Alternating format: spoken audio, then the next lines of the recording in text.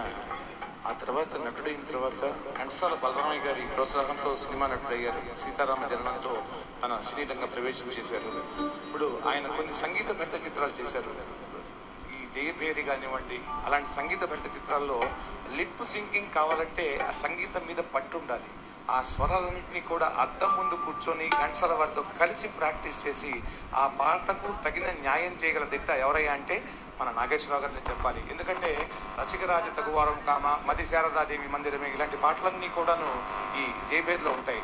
అందుకే నాగేశ్వరరావు గారిని ఒక మిస్టరీగా భావిస్తారనమాట. ఎందుకంటే నటీనటులందరూ కూడా ఆయన్ని అనుసరించినట్లయితే ఖచ్చితంగా అగ్రస్థానాన్ని చేరుకుంటారు. మరి విన్నందుకు ధన్యవాదాలు. నాగేశ్వరరావు గారి గురించి విశేషాలన్నీ కూడా ఒక్కొక్కటి మీకు చెప్తూ ఉంటాను, విందాం. ఇప్పుడు ఈ పాట కిలకిల నవ్వులు చిలికిన మళ్ళీ రీష్ థాట్.